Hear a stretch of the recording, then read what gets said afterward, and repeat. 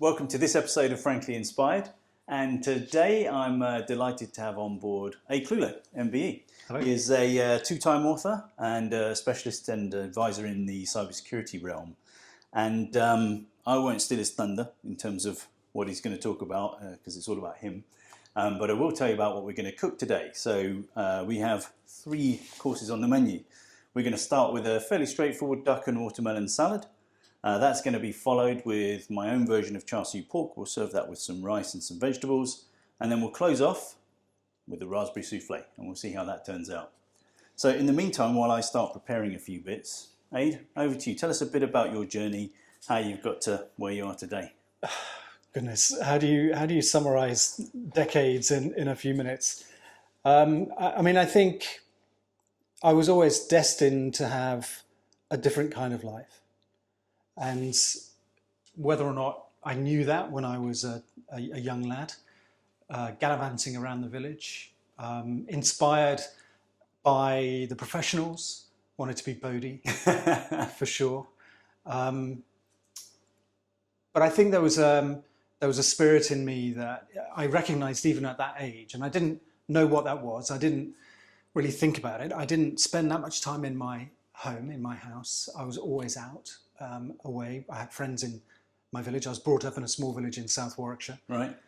And that was my purview. That small village was, I knew it like the back of my hand.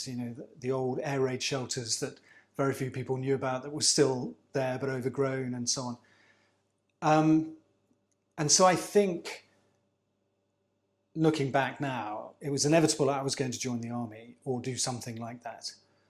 I never really thought about flying in the RAF. Right. I never really fancied going on board boats, ships, because I would get seasick. So it was inevitable I was going to join the army. And so just perfectly, in terms of a career, kind of big indicating arrow, Yeah. the Falklands War happened when Wow. I was 15. Yeah. And that made really quite a profound impact on me, because I was, like everybody, I was watching what was happening, the dispatches coming back, and I saw some of those really very classic images now of the guys yomping across the Falklands, Union flag sticking out the backpack and so on, and I just knew that's what I wanted to do. So I went a sort of a slightly circuitous route, Right. to get to Sandhurst. But, I was at Sandhurst at 18 and a half. And back in the day, that's what everybody did. Straight out of school, go to Sandhurst. It's different now. Everybody gets a degree first. So that really started my journey. But even in the military, I found that very reflective of my character, that again, I didn't really understand my own character. Yeah. I've only really begun to understand me in the last few years, if I'm completely honest. Yeah. But I now look back and see how I was and the things I wanted to do and choices I made, obviously shaped by my childhood, but also very much driven by my personality. And I used to describe myself a little bit later in my career, my military career, as a very unmilitary military officer. I would go out of my way to wear something different to everybody else, and just, literally small acts of rebellion, I suppose, in a way. But I clearly felt that I needed to do that to satisfy the person that I was. And so I can actually separate my military career into 2, because I took a sabbatical and was a journalist with the BBC and Jane's Defence Weekly in Lisbon in Portugal for about 14, 15 months. Lovely. 16 months. And so I would say the first part of my military career was, I just had a lot of fun, lots of adventure, did some interesting things, got to learn about what leadership was and what command meant. Yeah. Travelled extensively, got Kazovac out of the jungle, back to the UK, had all sorts of interesting experiences. And then in the second, part 2 of my military career, was all a bit more serious. A couple of master's degrees, deployed in operations a couple of times, Kosovo, Baghdad, and then yes, so then I left the military, and you know, that's in a way that's when the hard work started. Yeah, because like everybody who's in the military, whatever service you're in, you have to transition into being a civilian. Right. I mean, maybe we can talk about that transition, but it took years, I think, for me to genuinely feel comfortable in my own skin, Sure. outside of the military. Yeah. Some people say, you know, oh, it'll take a few months for you to get used to it. Some people just go straight into another job that almost they were doing before they left. Yeah. And I think, and this is absolutely, I have no idea about numbers, but I would guess the vast majority of people who leave the military struggle a little bit, like I have done, to figure out what your worth is, what your place is, where your values crash into other people's values, because values in the commercial world are often different. Indeed. So yeah, I think I'm here now because of my military career. Yeah. And it set me on a path that has had all sorts of second order consequences. Indeed. In a way, not least writing books and just generally discovering that sort of creative side of me that I never really understood in the military, but knew it was a thing because I described myself as a very unmilitary military officer. Right. Well, that was my creative spirit in me throughout my military career, but I just never really understood what it was. Sure. And again, it's only in the last, I guess, 10 years or so that I've really begun to realise who I am. Brilliant. Thank you, Ade. And there's a few things I'd definitely like to come back to on that. And just before I do, I'm going to do a little bit of prep. Yeah, on this no. food I don't want to hold you up because I'm just going to tell everyone looking at all do. these ingredients. This is really straightforward. We've got a couple of duck legs here. Actually, they've been refrigerated and left open in the refrigerator just to dry out the skin slightly. It's really simple, this. Actually, it's just going to have a little bit of 5-spice, which is on the front of here. You sprinkle that all over, and not too much because 5-spice is quite potent if you use too much of it. So I've never used 5-spice. A little bit on here. It's great. It's got star anise, cinnamon, cloves. It's a terrible thing to admit. It's fantastic. And so you just put that in there, and a bit of 5-spice and then a bit of salt. And what you do really is let that marinate overnight, if you like, just as a dry rub. Okay. When you're done with that, put it into a pan. I generally put it down, skin side down first, on a pan that's suitable for a hob. Skin side down, very low heat, just for about 3 or 4 minutes till the skin starts to crisp up and the fat starts to render down. Then flip them over in that pan, and then you pop them into an oven, which I'm not going to do now. I'm going to put this in the fridge, but you pop them into an oven at about 140 degrees C, which is about 285 for any Americans watching, about 285 Fahrenheit. And you can do that for about 85, 90 minutes.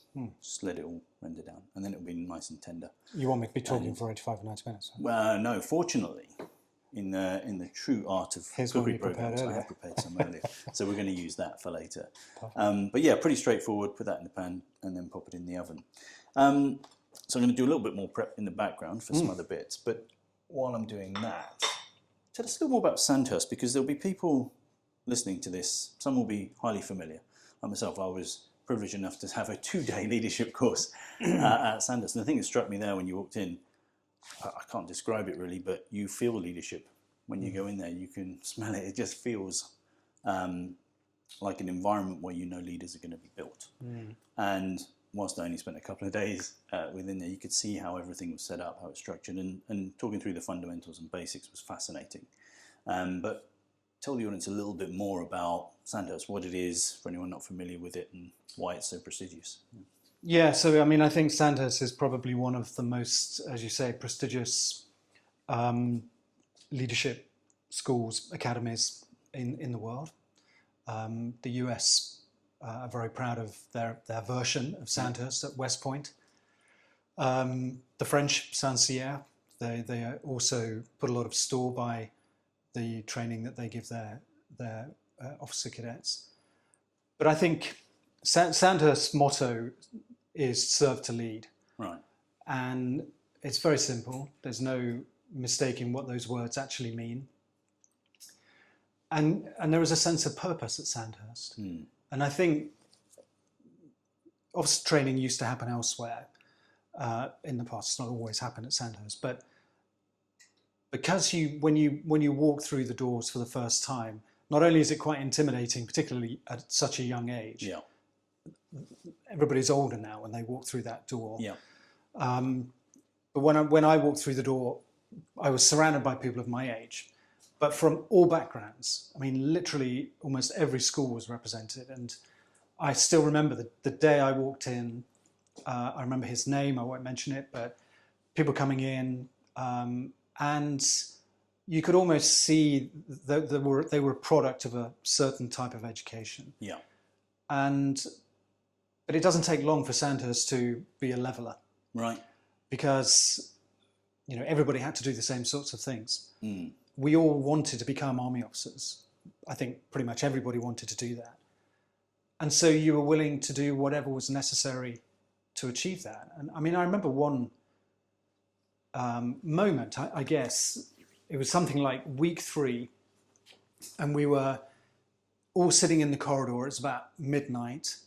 We all had our bayonets and our scabbards, and it was a completely pointless task. We were being told to take the paint off the scabbard and essentially repaint it. I think we had to repaint it, but we had to get the old paint off before we could even go to bed, before we could get up at 5:45 or 5:45 or whatever time we used to wake up, to then do our chores, clean the ablutions, and then get into a normal day. So all of this was eating into, precious sleep, although frankly at Sandhurst you didn't really get much sleep. But I remember sitting there looking in the corridor at everybody else, and personally thinking, what the heck am I doing? What purpose is this? Has this been designed to do? Yeah. And I don't think anybody got up and walked away. We all just wanted to be army officers so much that we would put up with whatever was thrown at us, because, of course, what it was doing subliminally, without us knowing, it was building a sense of resilience, and it was building a sense of having to overcome things, however futile you may think they are. It's that mindset of overcoming issues, so that you can achieve whatever goal you're expected to achieve. And as I say, I go back to the age. We were young. We were really malleable. Really malleable. And there was a graduate course on with students who had been to university, and they seemed to have a much harder time than we did. Because their personalities, to a larger extent, had been created already through being students at university.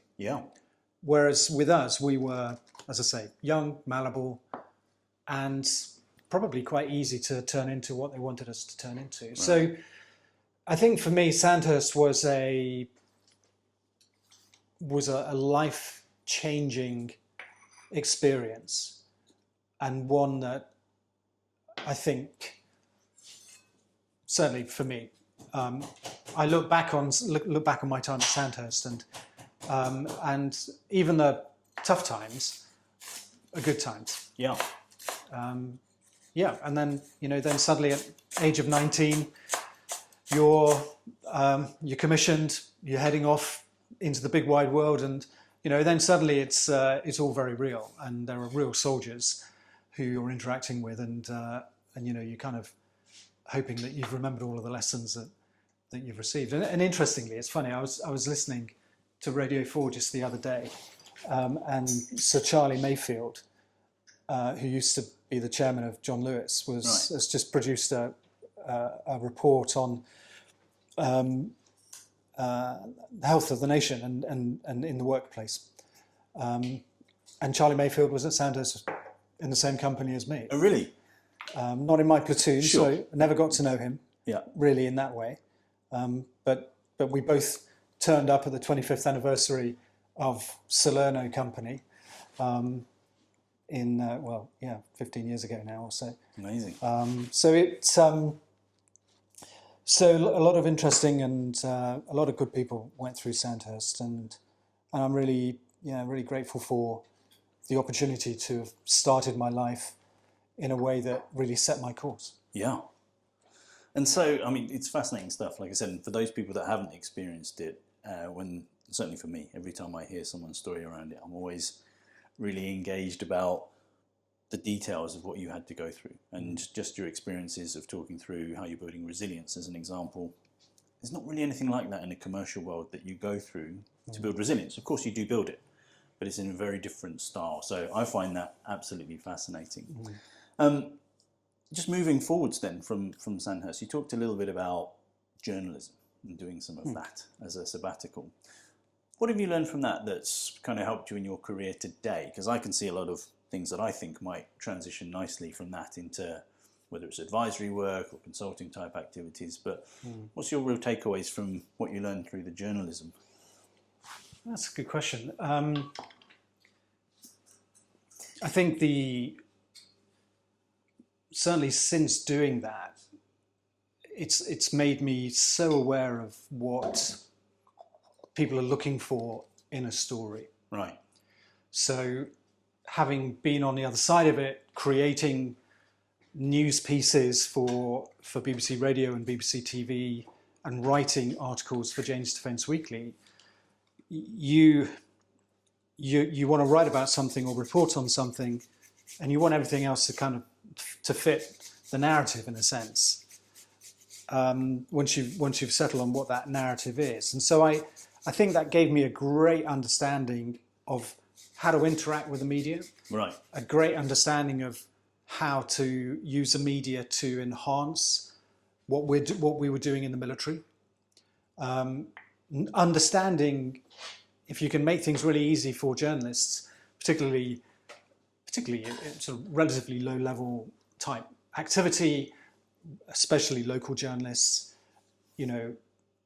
make the story engaging, interesting, get a couple of decent relatable pictures, and you can really generate a lot of publicity and a lot of positive publicity almost by doing the work for them. And so I think what I learned in Lisbon was that when you're looking for a story, you've got to have all the right elements there. So I could then take that away and keep that with me. And even now, I mean, I think about these things pretty much every day in one form or another.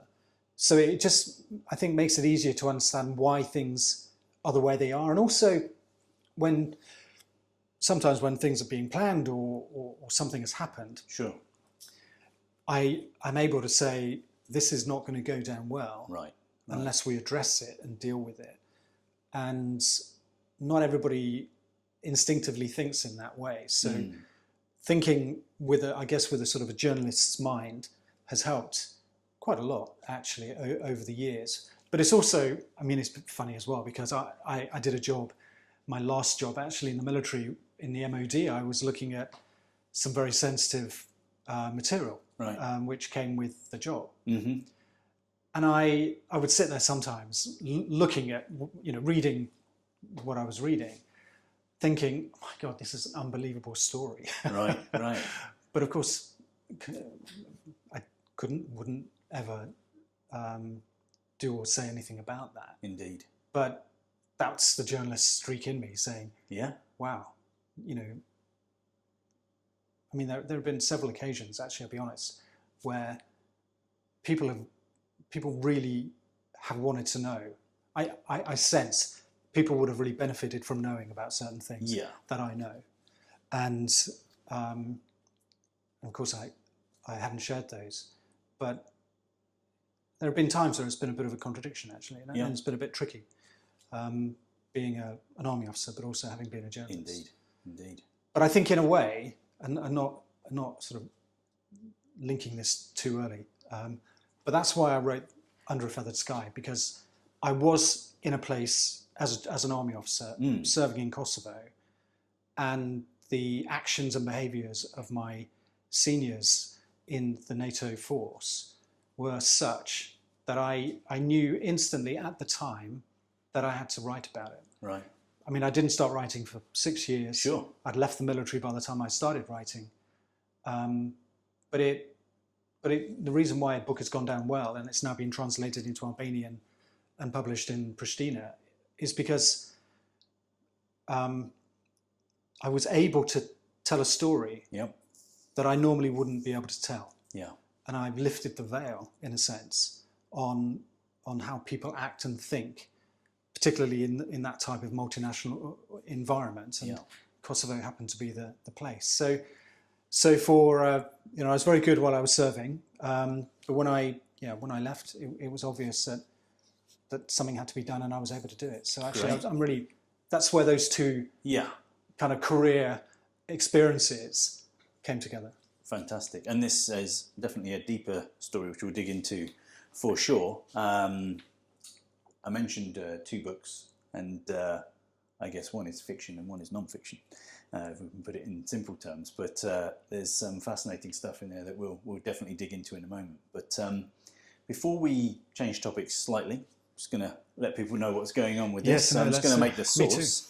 And within here, basically, I put in a whole plethora of things. Bit of lemongrass, bit of ginger, some honey to sweeten, a little bit of sugar as well, along with soy sauce, hoisin sauce, and some mirin. And what we'll do is I'll heat that up. It'll absorb all of the different flavours from there. We'll strain it off, and then we'll serve that with the duck in just a moment. Amazing. So I'm going to turn that on, and hopefully won't make too much noise in the background. So that's great and fascinating stuff so far. We've got a whole load more things to cover. You touched on the sort of transition from the military into the more commercial world, and I've worked with a number of people that have been through that transition, and I think I mentioned to you before, but someone I worked with years ago in a company called Energis, long time ago.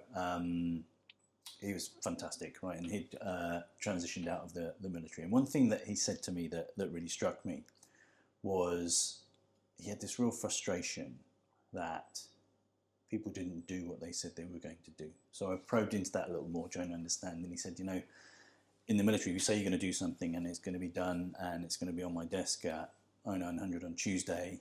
It was there. And if it wasn't for any reason, you knew there was going to be a good reason because it had been explained to you. Right?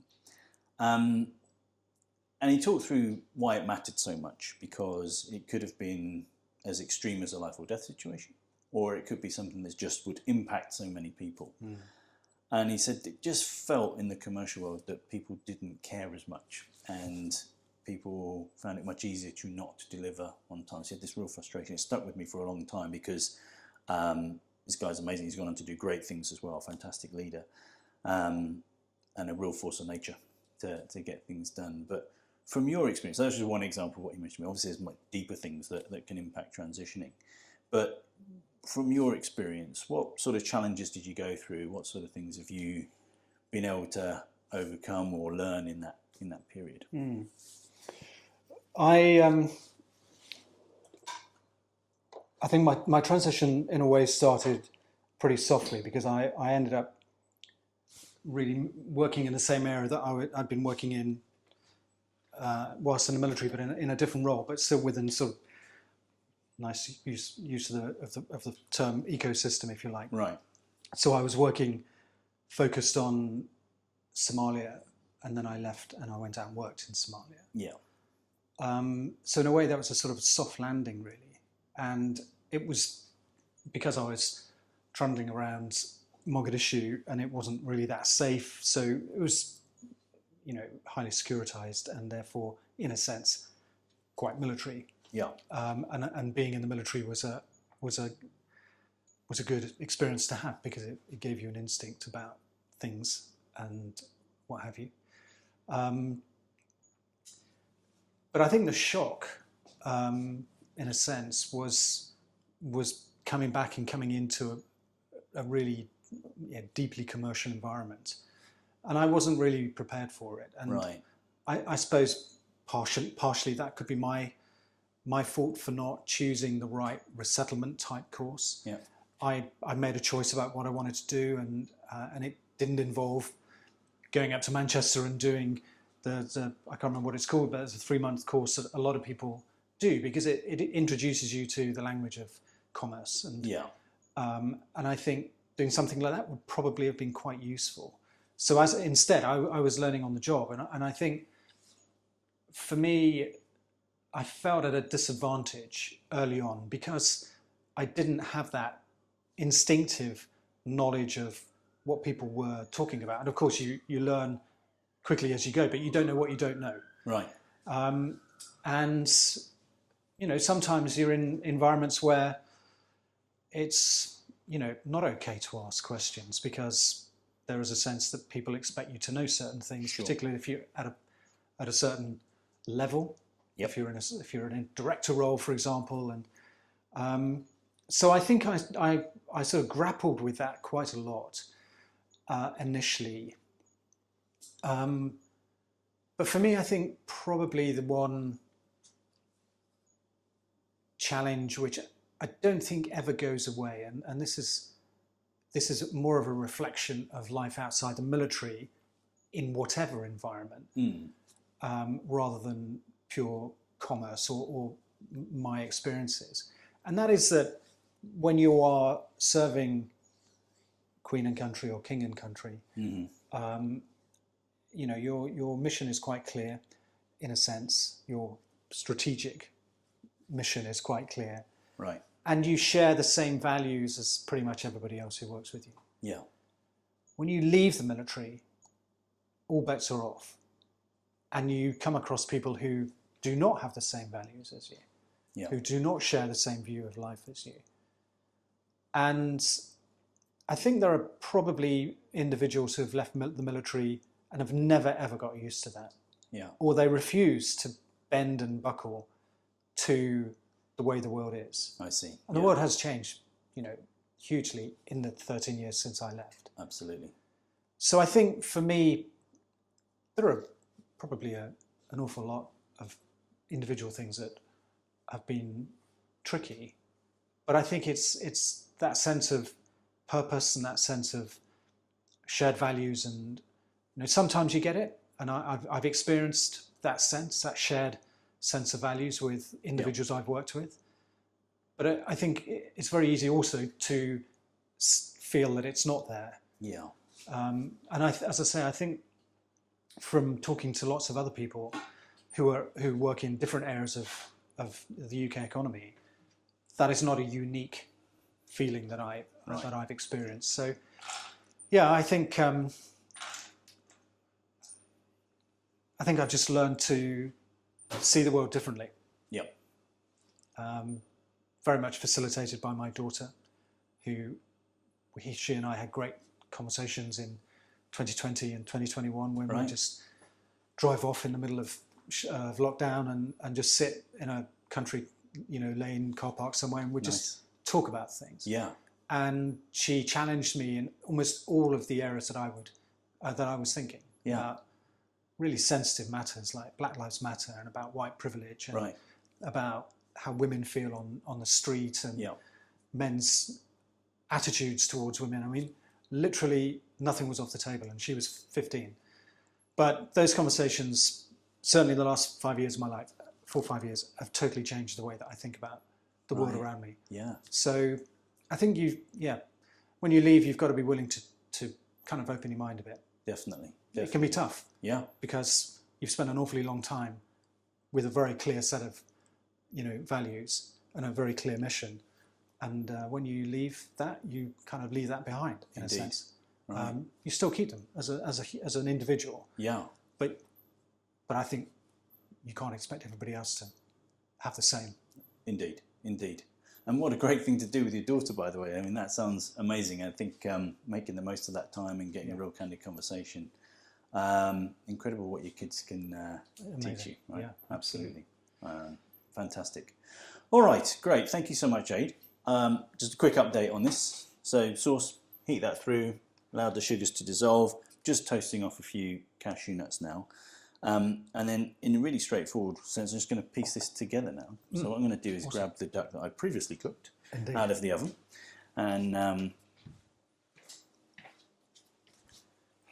we can start to plate that up. And if you can't see, the duck comes out roughly like this, and you can start to shred a few bits and get ready to plate some of that up. Let me just get some of this out of the way.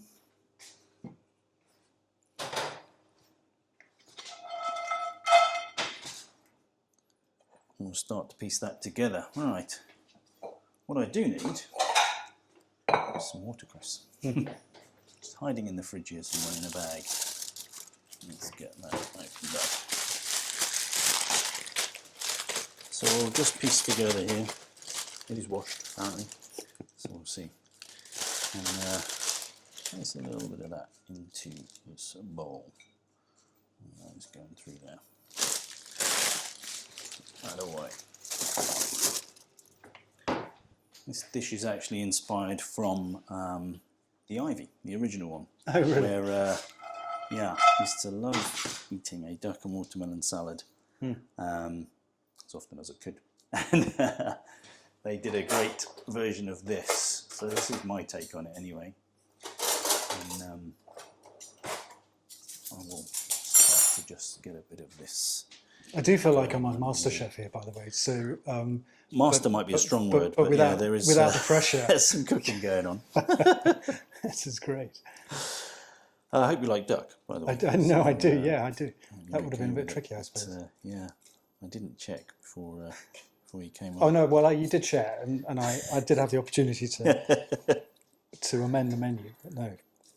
But yeah, so all I'm doing now really, you can't really see it on camera, but I'm just shredding a little bit of this duck on here, and we'll plate that up with, some people find it strange, a bit of watermelon, which is great when you piece it all together. Also some I prepared earlier. So I'll place a few pieces of this in here. We used to, in our camp in Mogadishu, the guys had a watermelon plant.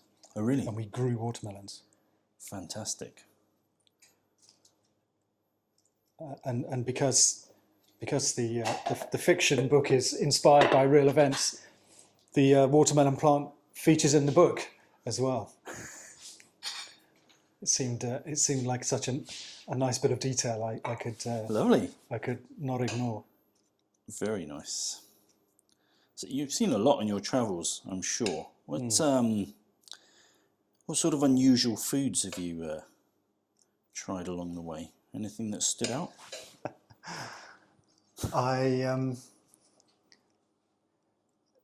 Yeah, I mean, I'm mildly embarrassed to say this, but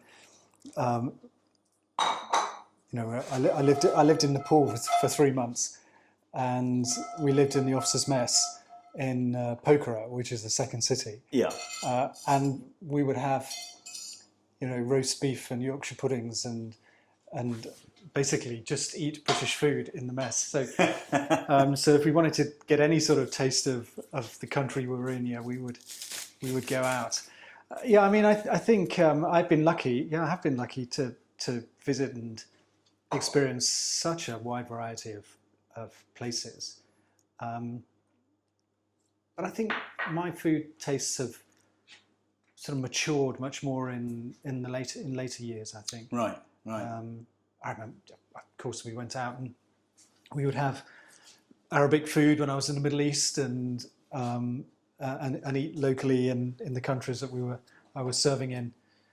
But the true experimentation, if you like, and also of cooking that food as well has really coincided with the last, so everything seems to have happened in the last 5 years or so. Right.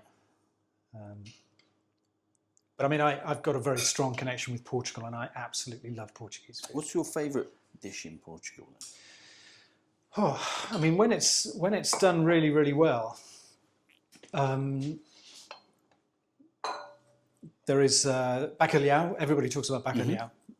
365, recipes. Yeah. But if you go to a restaurant in Porto or Lisbon and you order bacalhau, more often than not there are bones in it, and right. That may not be an issue for some, but it is a bit of an issue for me. And right. so So when I say bacalhau, it is funny enough, and it'd be amusing if she watches this. The bacalhau cooked by my ex-wife was always pretty much bone-free, and so that was always, it's a delicious dish. But there are so many other things that they produce, and I think what I like about Portuguese food is that it's flavoursome, but it's really simple. They don't overcomplicate. Fish is cooked well, cooked simply, so you can taste the fish. But now the culinary scene in Lisbon and Porto especially, I mean, it's booming, and so many different influences are coming in as well. So yeah, you can go off and get feijoada, bean stew, which is very traditional in Portugal. But at the same time, you can go and have the most amazing Thai food and other places. So, well, I'm off to Lisbon over Christmas, so I will pick your brains for some restaurant recommendations. Well, my daughter is there right now for a few days. So. Very good. This looks absolutely... Right, well, there you go, yeah. We will show this to the camera and then we'll take a quick pause and you can have a bite to eat and have a break.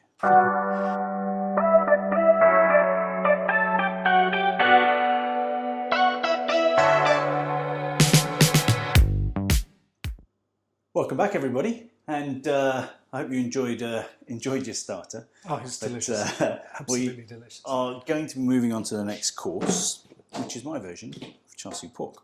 And I use pork shoulder for this because it's got a little bit of fat in it, and you need the fat to kind of keep it moist as it cooks through.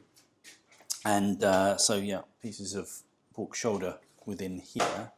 And this is quite a complex mixture of stuff within here, but there's nothing complicated about it. All right, so in real simple terms, it's going to be a bit of salt, a bit of pepper, which I think most people are highly familiar with. I'll grate a bit of ginger in there, and we'll pop that in. And so you have some ginger. And on here, some five spice, which we used earlier. This is garlic powder. All right, so we'll put all of that in there as well. So that will get going. And then it's that usual trinity of stuff. So a bit of mirin, a bit of soy. Mirin is like a Japanese rice, slightly sweet. Nice. I use a little bit of sweet soy as well, just because then I can use a little less sugary based stuff, a bit of hoisin. Saw that earlier. And then there's a couple of extra bits that go into this. Which you can buy in any Chinese supermarket. Now some people would just use this on its own, char siu sauce, but I just use a little bit of it because I find it gets a little bit overpowering if you just use this kind of thing. So use a bit of that. It's nice and sticky, quite syrupy, and brings a lot of flavour to it. I add a bit of honey as well. There's an awful lot of sweet going into this as well. There is, yeah. But also the sort of the sort of salty element as well. Yeah, absolutely. The sauce and the salt. That's right. So you get a lot of the saltiness, you get a lot of the spice flavours, and is that local? Is that local honey? It is actually. I say local. It's from Cambridge, not local to here.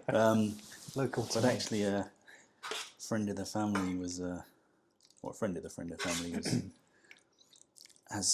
Keeps bees. So anyway, do that, and you leave that to marinate for overnight ideally, but actually as little as an hour is good enough. But if you can do it overnight, it's great. Put that back in the fridge, and as always I have prepared some earlier, so there is some in the oven already on the go, which is going to require a quick flip. And that looks amazing. Do that a quick flip. Right now, it's not ready yet, but we'll turn it over. And what you want, you see it's just starting to caramelise in the edges. Yes. Yeah, so fantastic. you do that, and then give them all a turn.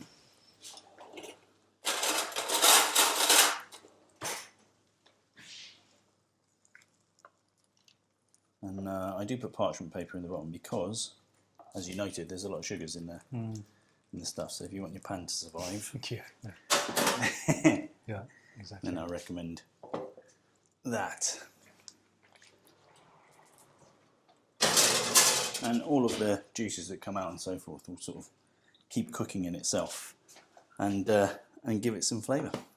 All right, so that's that on the go. Now it's a case of waiting, and we'll serve that up with some rice and a bit of broccoli shortly. So things I'd like to talk about, things to move on with, and we had a brief discussion on this in our passing just now, but leadership and leadership traits and developing leaders and so forth. Controversial topic, but is it nature or nurture with leadership? What's your view? Well, I mean, I remember Rob Andrew, the great England fly half. I think he was probably captain at certain points as well. Used to, he raised this debate several decades ago, and believed firmly it was nature. He was no doubt looking at it through a sort of a sports lens, perhaps a business sports lens, I don't know, but certainly through a sporting lens. And I think where I sit is I generally agree with that as a concept, that I think that people are born to have that instinct to lead. Yeah. And it is an instinct. It's the instinct to do something when others don't quite know what to do. Right. And talking maybe about a more extreme moment that really generally draws out leadership. Yeah. That those who act, those who've got the presence of mind, and they don't even realise it, that they have, to do something that others would simply not do, I think separates out someone who has inherent leadership in their DNA against others who simply don't have that level of instinct. Right. And so I use that in a sort of extreme case.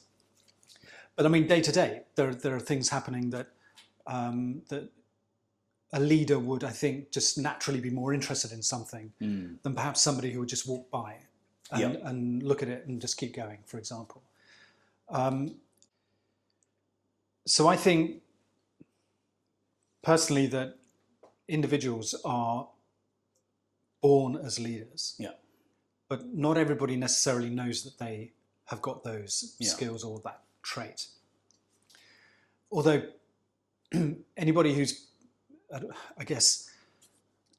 a bit of experience of life will know that they see things differently. Yeah. They will know that they're different to other people because they have these urges to want to act, to want to take responsibility, they have an instinct, in other words, that not everybody in the population has. And so I think I'm probably more on the nature than nurture, but I agree that if somebody has got that instinctive leadership ability within them, it's perfectly possible, particularly in a younger age and the beginnings of a career and so on, that they know that they see the world slightly differently. Yeah.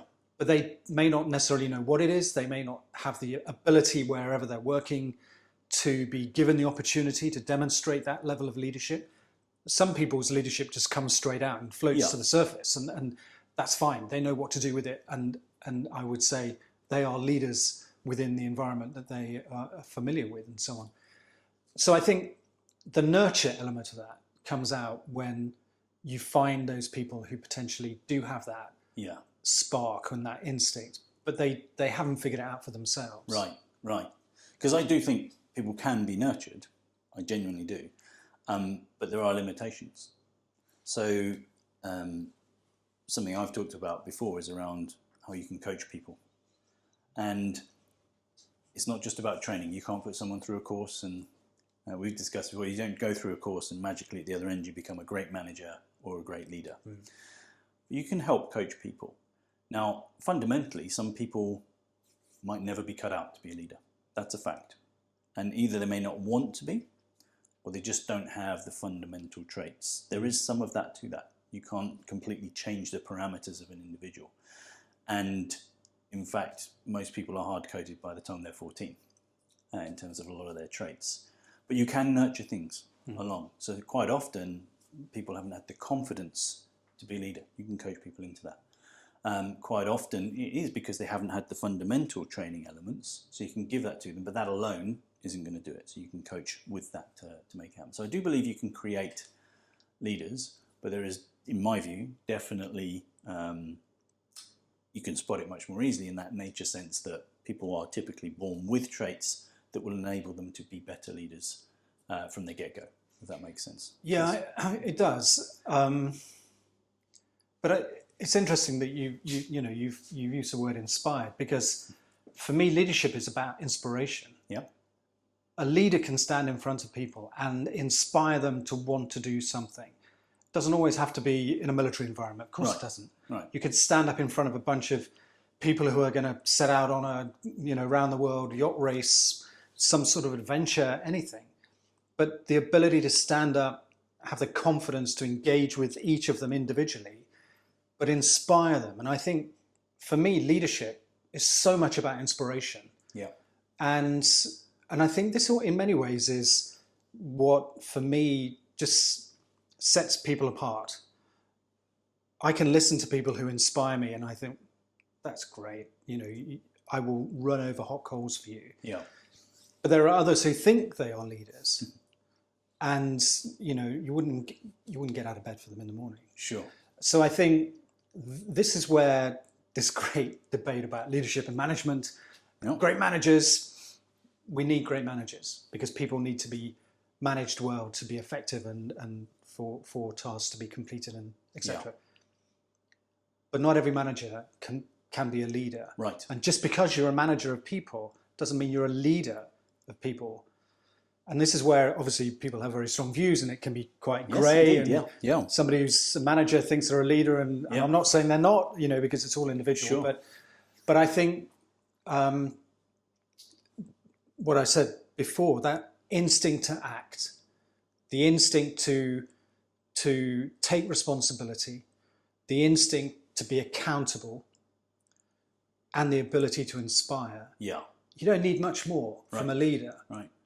And and as a leader, you don't need to demonstrate many more values, because you are therefore inspiring others to do what, to do their best, and so on. So I think, for me, it's primarily nature. Right. But of course, as you pointed out, nurture can improve and can help that. Sure. And if you think about creative people, creative people, artists who are very, very successful, or who create and make amazing art, they are born as artists. Right. Right. They may not know it at the age of 5, although frankly they probably do. They just don't realise it. Yeah. And they go down the path that they go down because they have this ability, and musicians the same. I think many people aspire to make great paintings, or learn to play the guitar in later life, etc. But those gifted individuals who are just, with the right training, can really enhance their painting or their musical work and so on. In a sense, it's a little bit like that sort of leadership piece. Yeah, you're born with it. Yeah, and if you don't have it, it's hard to even try and get close to it. Yeah. And I think maybe that wasn't a perfect analogy, but people are born for a reason, a purpose, and I think that's really the point I was trying to make. I think the nurturing side of things, for me though, that really brings the difference between good and great leadership, because you can still be born as a good leader. You have all of the natural characteristics that make one, but it doesn't always mean you'll be great. And actually, that nurturing part takes that difference from being a good leader into a great leader. Because I think everybody needs a bit of help to self-reflect, reflect with others, take on board feedback. That's how you improve, and see the things that sometimes you won't see yourself without having someone to help you along with that. And that for me is the nurturing side. Really important that you get greatness when you do that.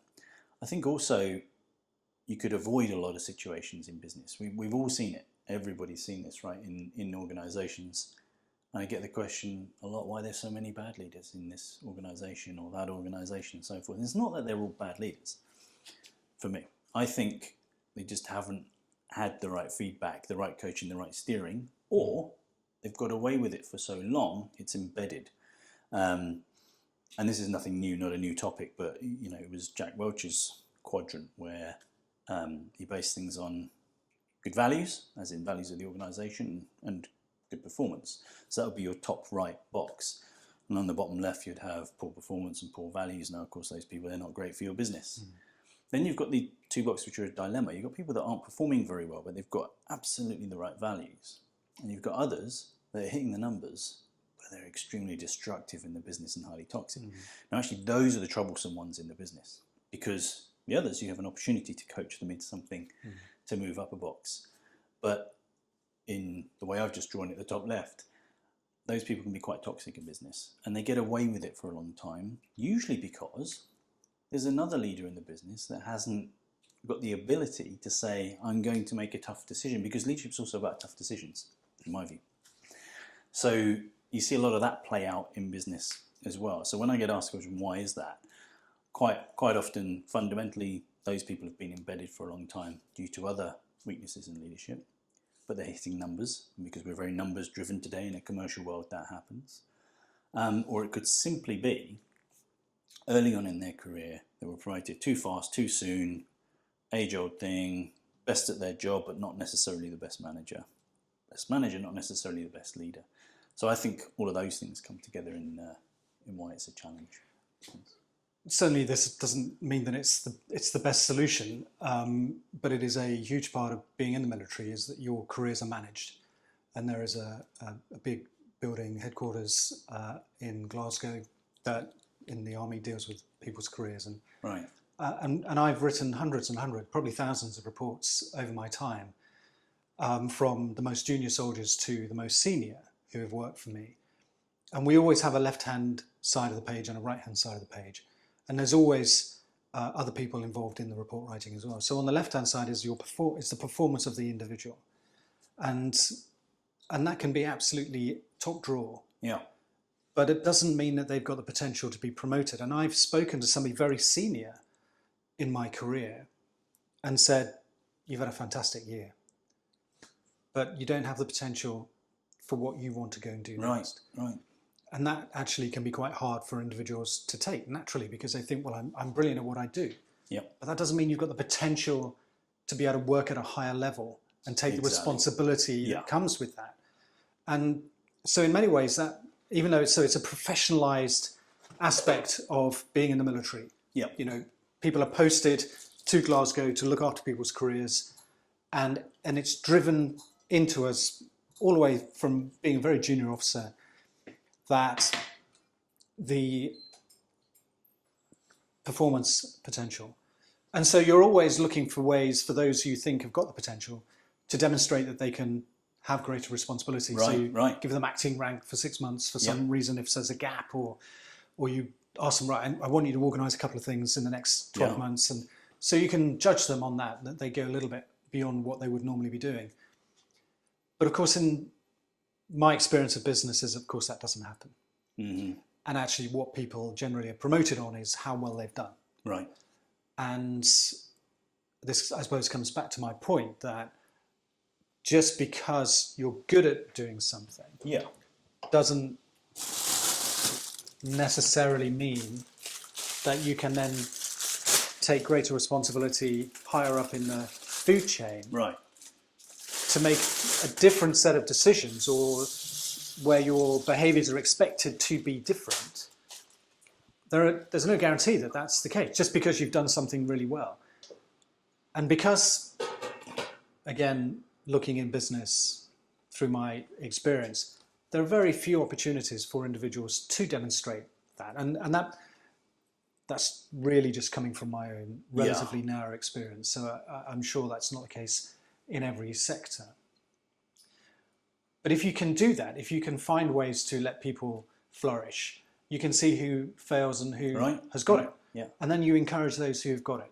And I think in a sort of more informal way, I do apply that. So if I see an opportunity that I think somebody would benefit from, I push it their way. Yeah.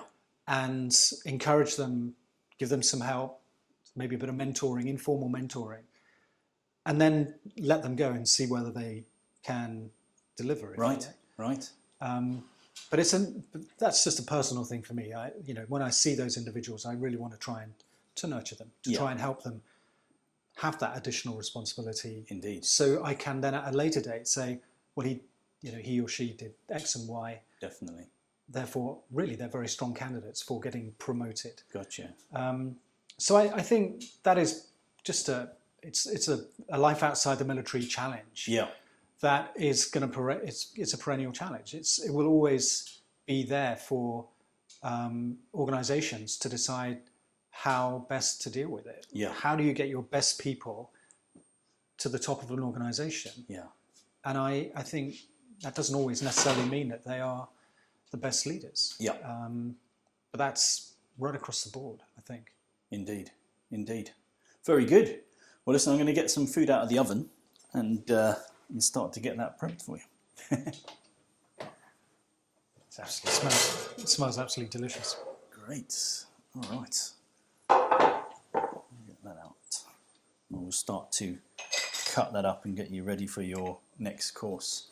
While I'm starting to do that, and see if you want to swap sides for a second, yes, I'll do this over here. Then in leadership, it's tough, right? And it's tough being a leader in anything. What do you do to find balance in tough times? Okay, that's a great question. I mean, I'm lucky that I have found things that I do outside of work that allow me to channel my energies, my leadership, my passions, but also in the last 5 years, I've really discovered that my mental well-being needs to be nurtured as well, right? Constantly. So every Saturday afternoon, I immerse myself in a game of hockey. I'm a hockey umpire, right? And nothing else matters apart from trying to get the vast majority of my decisions right. Yeah. To manage a bunch of players who are all full of energy and commitment, and who are all desperate to win, and just that whole theatre of managing players, managing the game, along with another umpire. That's great. That gives me huge pleasure, and I lose myself for the sort of 70, 80 minutes that takes up. Right. I've been encouraged to paint, and I've had for much of this year I've had a painting hanging in a gallery in Margate, which has been pretty cool. Amazing to achieve. I think I've just I've realized I found my own way, and I go back to what I was saying about being a natural artist or a natural leader or whatever it may be.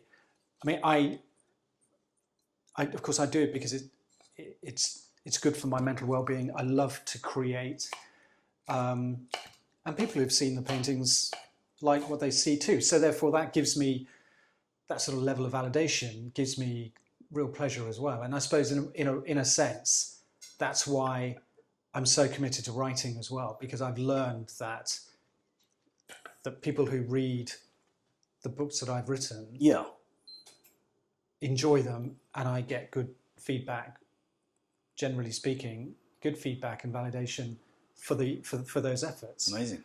And they're multi-year things. Writing a book is a multi-year, especially when you're working full time. You've got to do everything outside of work or during leave. So it's I'm pretty busy outside of work, and I feel I need to be, because in a way it's almost a continuation of how my life was in the military. I think. Because there was no 9 to 5 in the military. It was whenever. Yeah. You just worked whenever, and obviously for longer periods when you were away, you were on operations and they were at high tempo and so on. So in a way, I don't think I can ever have a sort of structured lifestyle. Right. I need to have things that I can get my teeth into and be distracted. And Right. and I think having such a contrast of, you know, one day standing up in front of a board and talking to them about cybersecurity, Yeah. and then maybe at the weekend umpiring hockey and sketching out the next, you know, the sequel to the book, or just painting. Sure. I find those contradictions completely normal, actually. Yeah. And it keeps me happy. That's great. That's great. And physically, are you doing anything yourself? Like, do you actually play hockey or other things and that kind of thing? Well, I used to play hockey, but I smashed up my collarbone about how many years ago now? Yeah. 7 years ago. So I haven't picked up a stick since. But I swim. I do triathlons. Great. I was at a yoga session this morning. I just try to, and I cycle with friends. So Great. yeah, I mean, keeping fit it's important for everybody to be fit. I agree. For me, I think that's one of the most important parts of your own mental health is No, being physically fit. Totally. And I also walk a lot. And actually, it's really funny because I worked for a full colonel when I was in the MOD first time round, around about 2000. And he was an absolutely lovely chap and so funny. And when you went out walking with him just to go to something, he would walk at, you know, almost like the Gurkha, sort of 140 paces to the minute, and he would just set off. And so you'd have to keep up with him. And I remember chatting to him and I said, Colonel, why'd you walk so fast? And said, well, what's the point of walking slowly? And okay, that's a fair point. And so actually I adopted that. And so when I walk, I try and walk, you know, purposely, so that it's actually doing something to your body. Yeah. You can't necessarily do that around railway stations in London because there are an awful lot of dawdlers, and dawdlers are the enemy of fast walking. But no, I think I'm just, I try all the time to be as active as I can. Yeah. But I'm human, and I go through periods where, of course, yeah, you know, you just give yourself a break. Great stuff. And when did you find out you were good at art? Did you do it as a youngster, or did you just find it later in life? When did you? Oh, I never did it when I was younger. I didn't even really enjoy it. Right. I think because I was pushed down a sort of figurative route, and I can't really draw things, but I just have an imagination for abstract art. Yeah. And I love abstract art. I love admiring it. I love looking at it. I love it, having it on the walls in the house. Yeah. And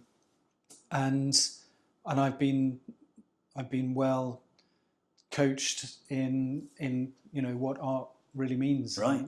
And so and I'm hugely grateful for that. Yeah. So I paint abstract art. Yeah, I checked out your social media pages and saw a few bits of artwork on there, and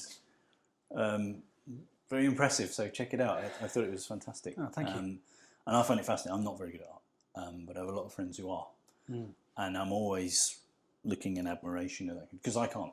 Right, and maybe it's a nature nurture thing. I don't know. I've not really tried, but I know my limitations. So I'm always fascinated. But actually, I love seeing great art. Yeah, and there are brilliant artists out there. Yeah, genuinely brilliant artists.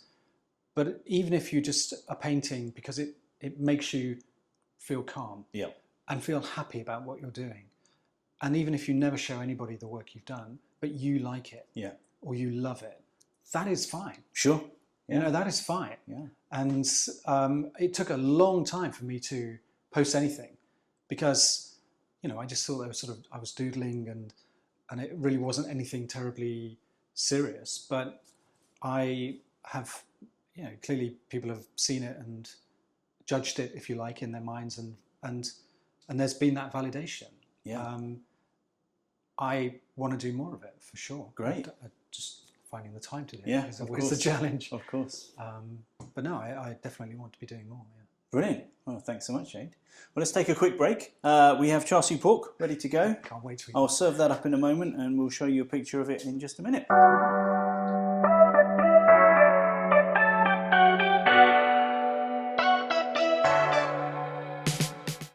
back, everyone. It's time to move on to dessert. And I am going to be attempting a raspberry soufflé. So pretty straightforward, I hope. What we've got in here is some raspberries, a bit of sugar, and a touch of corn flour. In here, I'll be whisking out 3 egg whites with a little bit of caster sugar, and then we'll fold the lot together, and we're going to put them in the oven, and hopefully they're going to turn into soufflés. So I'm going to get started before I ask you questions to start whipping these up, because it's going to make a racket. No pressure with the soufflé. And we'll get this going.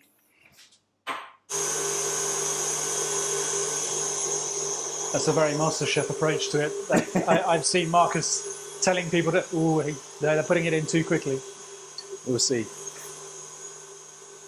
So you have to be able to tip it upside down, or is that well, that's meringue? So it's interesting, yeah. So I watched something the other day. I think it was Paul Hollywood was doing it, and he is doing a different version. And you couldn't have stiff peaks in it; it had to be soft peaks, otherwise it didn't work. So I'm using this method because it worked last time. So we'll find out if it works again. Right. So in here, the raspberries. We're just going to get those stewed down a bit. Just a little bit of sugar and corn flour in here. So, Ade, now I'm making less noise. It's a good time for me to ask you another question, really. But those of you observing will have noticed the 2 books up on the wall behind me there, written by Ade. So, tell us a little bit about them. How did you get into it? When did you start doing it, and why? So, the first book was Under a Feathered Sky, and I think if I'd have had a publicist, they would have said, "Ade, for God's sake, put Kosovo in the title." But it's in the subtitle. But it had to be called that. I was posted to Kosovo in the late summer of 2008, 6 months after they declared independence on advice from the United Nations, and that set the clock ticking on a number of things, not least the organisation that had been created under the auspices of the United Nations Security Council Resolution 1244, which dominates everything in Kosovo. Underneath 1244, there was a uniformed organisation called the Kosovo Protection Corps created, really to help bring all of those individuals who had been in the Kosovo Liberation Army, which had fought against Yugoslav forces and Serbian forces, through the process of demobilisation and so on. Some went into politics, some went back to farming, went back to their lives before, but many stayed in uniform. So the Kosovo Protection was created as a United Nations organisation, effectively, in Kosovo. And from the first moment of its existence in September of 1999, there was always a British Lieutenant Colonel who was the sort of NATO liaison officer. Right. And I went out in the late summer of 2008 as the 19th and final liaison officer, because in my 6 months, on my watch, that organisation was going to be dissolved, to close, and a new multi-ethnic, civilian-led, smaller security force was going to be created. Yeah. The dissolution was meant to be done under the auspices of the UN. Actually, as it turned out, the Kosovo Protection Corps closed themselves. And the new Kosovo Security Force, which was not a one-for-one swap, it wasn't really a transition, or I suppose it was a bit of a transformation. Yeah. But everybody in the KPC who wanted to join the new KSF needed to go through what would be NATO standard type selection process. Yeah. But because of a whole raft of issues, it was really chaotic, and it didn't really go at all according to plan. And I was at the heart of it. But I made a decision probably in week 3 of being there or so, that I was going to write a book, having deployed a few weeks earlier without any plan whatsoever to write a book. But what I realized was that the organization that I was embedded with, who were going to be subjected to this dissolution and this transition or transformation. Yeah. The NATO force in country, which is called KFOR, the leadership had just arrived a week or so after I arrived, and it was always done on an annual rotation, and it was the turn of the Italians. So the French leadership team were leaving, the Italian leadership team were arriving, and the commander, a 3-star general, had been the deputy commander 18 months earlier. And so I just assumed that I would have the same relationship with him as all of my predecessors had done as well. Yeah. But what I hadn't banked on was the complication of these additional activities that were going to be going on during his command. So these are all mandated by NATO in Brussels, but they were implemented very differently on the ground in Kosovo by KFOR. Right. And the reason for that was because there were countries in KFOR who would not recognise Kosovo. Therefore, all the language had to be neutral. All the language had to be very carefully uttered and written. And it's the same for all of the UN organisations or international organisations there, like the OSCE and the UN. Right. They all speak in this ridiculously neutral language, whilst living and standing on the very soil of a country that has declared independence and gives them a very comfortable tax-free salary. Thank you very much. Yeah. So that's when I made the decision to write a book, and I made loads of notes, and anybody who reads the book will realise that, I pretty much every single day of the tour, as I was writing it, I was reliving every single day of that tour. But it was, so that was the decision to write it. I finished my tour. I went back to the UK pretty broken, battered and bruised, physically, mentally, because of everything that happened. And it was like a story. It felt like fiction, to be honest. Sure. So I got back to the UK in 2009. All I did when I got back was sort of sketch out the chapters, but I didn't do anything about writing. I did start to write, but it was totally rubbish. So I threw it all away. And I didn't really start typing again until 2015, so 6 years later. Right. And then during leave, I would go away somewhere, mostly by the coast, normally overseas. And I would spend a few days faffing around, really waiting for my brain to engage, for my brain to become creative. Yeah. Everything would be laid out. And I finished writing it, and it was published in 2020. Yeah. It's dedicated to the people of Kosovo, and I always wanted it to be an Albanian, and it took until 2024 for somebody, a chance conversation, for somebody to say, I know somebody who would be interested in doing that. Right. So it was translated last year into Albanian, and then it was published in Pristina earlier this year. So I went over and promoted it, and was promoting it on TV, and sat with the Prime Minister for 45 minutes because I managed to get him to write the foreword to the Albanian version. Fantastic, of it. Yeah. So that was the first book, and I'm tremendously proud. Apart from 1 month, it sold copies every month since July 2020. So amazing. I'm pretty impressed with that. Yeah. But I always knew that I was going to write another story, but this time fiction. And as it says on the front cover, it's inspired by real events. And the real events were really what we were talking about earlier, when I was living in Nairobi, but working in Mogadishu. Right. And the sort of, clearly the creative element of my brain was subconsciously very active, because I could just see in what I was doing and the environment that I was working in, I could just see a great story. And so it is what people would describe as faction to an extent.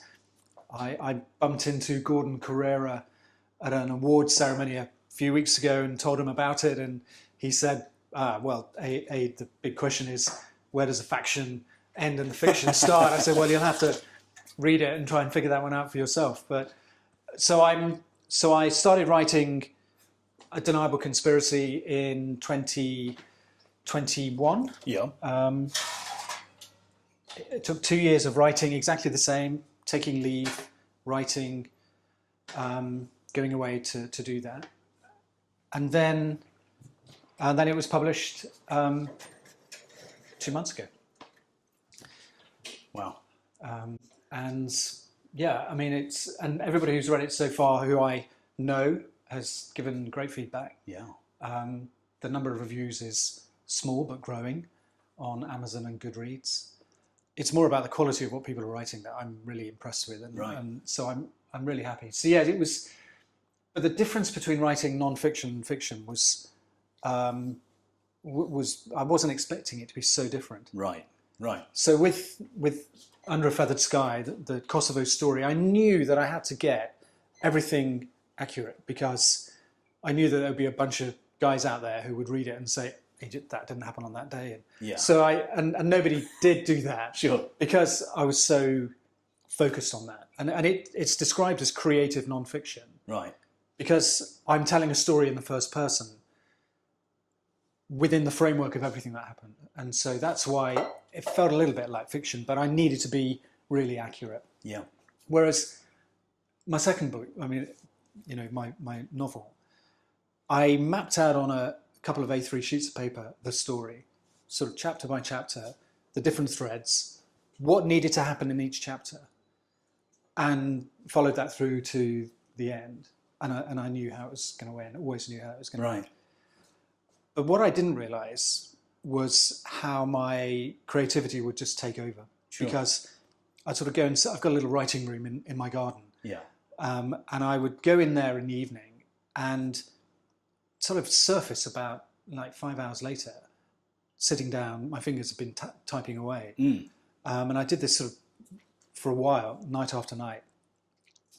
And I would sort of just lift myself up and think, my God, what time is it? Yeah. Because I would totally lose myself. I would be right back there again, in exactly those places in Mogadishu or in Nairobi, or it features Ankara as well, and I was in Ankara, and so. But what I didn't realise was keeping in line with what I needed to do each chapter. But I created characters in the writing that I actually didn't think I was going to. I hadn't written down that there was this character was going to be there. Right. But I realised the story needed it, so I would just create a character. And actually, some of the characters I created and wasn't expecting to have, I loved them. I really loved the characters. So by the time I got to the end and sort of had a draft, and it needed to be, obviously these things need to be looked at and changed a little bit and tweaked, and it went through a reasonable amount of tweaking. But it was such a different experience. It was like a labour of love. Yes. It felt like a duty. I needed to write this book so people knew what had happened. Right. But that was just, I was so loving doing it, and almost not in control of the creative process. Sure. Once I got into it, I was just off, and it was an amazing experience, and the world just stopped. So you must have had to use like the two halves of your brain to write two different books, right? Because I think just me thinking about it, you're writing, your factual stuff is really based, obviously it's you and you're reliving that, but from your memories. Whereas here it's, I guess, you living it, but looking into something where you're imagining it. How do you balance these two things? I mean, there's no way you could do, I don't think I could do both at the same time. No. And I've already started sketching out the next book. Yeah. And it's an incredibly inspiring thing to do, actually. Sure. I sit in a coffee shop. I've got, if I lose this notebook, it'll be a disaster. But I've got my notebook with all of my ideas and thoughts, and I'm just sort of just rattling them out and putting them down. If I'm away from my work environment, then I can become imaginative and creative for that purpose. Right. So, yeah, I think the process of writing this one was, as I say, it was quite difficult.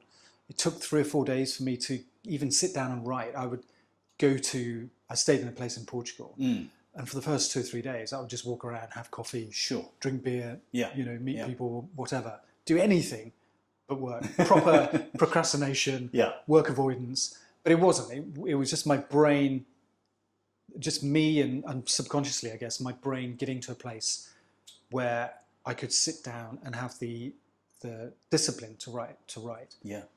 And that was different in a sense, but I still had the procrastination. I still needed to get into that creative space, but I felt that I could write for longer writing the fiction because I had a rough plan to go by.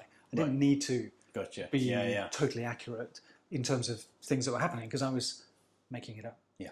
And so it was a very different experience. Did you have any moments of block where you were stuck or relatively straightforward? No, I didn't actually. I knew how I wanted the end to be. Right. But until really quite late in the whole process, I didn't realise how the end would be. Yeah.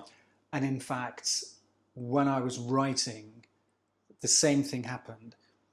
I just had an idea and then went with it. Gotcha. And actually, I think it just really is perfect for the end of the book. Great, yeah. But that's something that I can't control. I can't even explain where the idea came from. Yeah. It's just part of that creative process. Brilliant. And how long did the fiction book take start to finish for you? So, 4 years. So, 4 years in total. So that was 5. That's 4. Right. Let's hope the next one's a bit quicker. Yeah, sure, but that's still great. Still fantastic. I mean, and this is not your sole responsibility. You have other responsibilities in life. So I would love to sell thousands of copies. And, sure. And do it for more of a living, and do more painting and and do more with Kosovo and lots of things that I'm really interested in. But I obviously I'm limited how much I can do that. Yeah. Because my daughter's still at uni and my son's an actor in London and and they need help. So very good. I mean, I'm terribly envious. I'd love to write a book one day. I don't know what it will be yet, but it's something I've thought about doing for some time. So I'll certainly be coming to you for some tips. Yeah, and some guidance on it, and also things like where to go for your inspiration. You mentioned, you have a space in your garden that you go to. You mentioned going to Portugal. Do you just find some places or I don't know, locations, environments were much more productive than others? There are certainly environments where I can't work. But I find sitting in a cafe with all the sort of cafe noise and conversations going around, I can insulate myself from that. So actually, not that I've written, I have written in a cafe. Yeah. It's not my choice. I'd rather take over a huge table. Gotcha. Yeah. Cover it with pieces of paper. Yeah. And then sit and type on that. But I need to be generally away from where I'm living or where I'm working. Environment, yeah. So the writing room in the garden gives me that space. Yeah. I mean, I work in there too, but I feel like I'm walking to work and then I'm walking back. Yeah. So I was able to separate those two elements of my life, and that's important. But what I didn't do, I had to write in blocks. I couldn't just go to work and then in the evening pick up the book and go back to work the next day in an evening. And I know I said earlier that I would do a couple of evenings. Well, I wasn't at work at that time. Sure. It was just sometimes it took all day for me to be in the right place creatively to sit down and start typing. But then it would go right into the night. Yeah. Yeah. So I have to write in blocks of time. I don't know anybody who just works full on with a normal work day. Yeah. And then in the evening has got the energy to sit down and be creative. Right. No, I had to go away. Yeah. So Hunstanton, various places in Portugal, north and south. Where else have I been? Yeah, I've written in amazing. In a number of places. Yeah, and isn't it fantastic though that you can go to an environment that you just find works for you? Like, so for me, I'm the same with cafes. Strangely, I'm really productive in a cafe, even though there's hustle and bustle. I'm quite good at detaching myself from that, like you. Yeah. But it's almost I'm removed then from other distractions within my mind because we can only process so much at once. Right? Exactly. Well, exactly that. I think it, as I say, I use the word insulation. I mean, that feels how it is. Yeah. It means that I'm just able to totally focus on what's here because it's almost like listening to white noise around you. Yeah. And I don't have headphones in or anything like that. It just all blurs into one continuous sort of monologue around me. Yeah. But it allows me to focus on what I need to be doing. And normally it only works in the morning because I'm really creative in the morning in terms of thinking new ideas. But as I've discovered, I thought I was only a morning person, but I've discovered I can work in the evenings as well. And Yeah.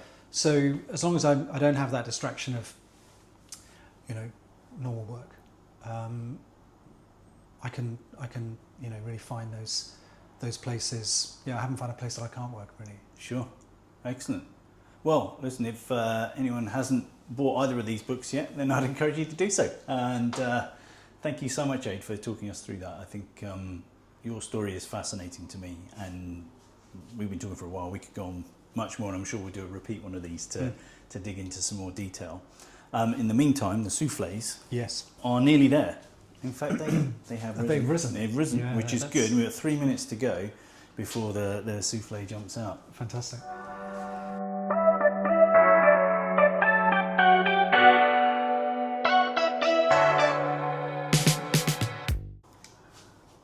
So this one is 200 grams exactly. Okay. All right. Well, assuming that I'm not going to cut my finger off, and it's all about the choice of knife, isn't it? That's quite chunky. So I think we may try this. My God, I hope I don't. Okay.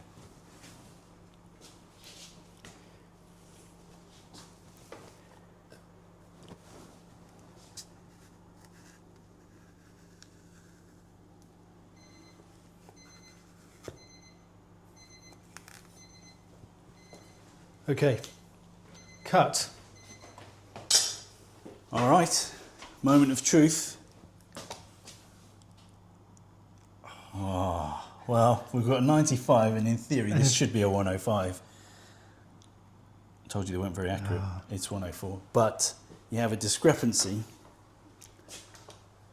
It's like a 5 gram, 4 gram. He's back to 96 now, so you're all right. So 96, so you were 4 under. So where am I on the and leaderboard? 4 over. You are currently running 3rd.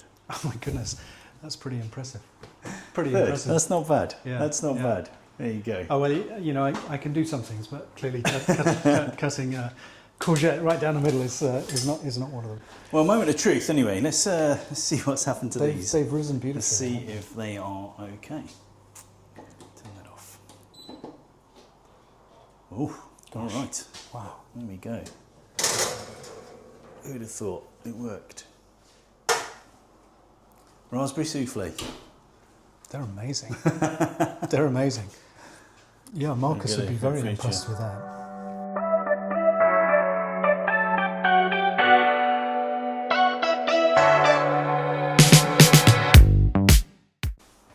Very good. All right, Ed, how was the souffle? Souffle, yes, souffle was absolutely delicious. I honestly, I can't remember the last time I had a souffle, but that souffle was absolutely delicious. So Great. Yeah, Glad you enjoyed very it. raspberry. Yeah. I mean, that was a Quite really intense. strong, Yeah. very strong But sense. you saw it when it's literally just that little bit of sugar. And that's it. Yeah. So It was, it turns it was out great. pretty good. Glad you enjoyed it. They all worked. Very good. Well, listen, thank you so much for joining us. I hope you've enjoyed it as much as I have. I'm sure the audience will enjoy everything that you've had to say, and really appreciate your time. Yeah, great. All right. Thanks Thank you for so being much. here. All right. Take it Thanks. easy.